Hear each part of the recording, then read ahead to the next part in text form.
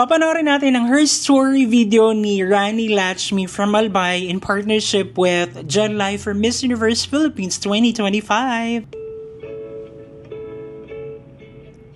Sweet lady.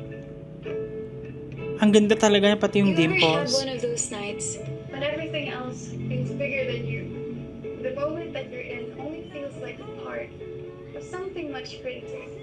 By day, I'm designing spaces, not just buildings, but places that make people feel something. It's about creating moment. And you know what? Life's too short to take seriously all the time. I mean, I'm in a gown and heels in a balcony. At the end of the day, it's not about perfection. It's about showing up.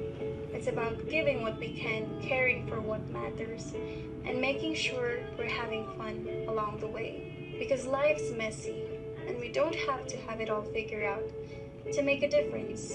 So go ahead, be a queen, a dreamer, a doer, and a little bit of a disaster. Just be you.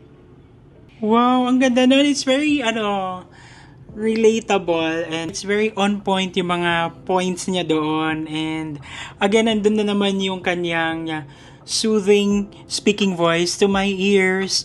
Very sweet and very bubbly din pala siya. And nakakatuwa yung sinabi niya na life is really not perfect. Sometimes you can be messy, but you just have to enjoy it. Kasi we only live once. Sana beyond the Miss Universe Philippines stage ay makita pa natin siya. Kasi sobrang, I can see a bright future. Wow! Zinaida Seb. Pero, ang ganda talaga niya. Sobrang in love ako sa kanyang speaking voice. Just find the right person to be around you and it can bring you to places. So, sobrang good vibes lang ako pag pinapakinggan ko yung boses niya. And I just wish her the best of luck sa preliminaries and sa coronation night.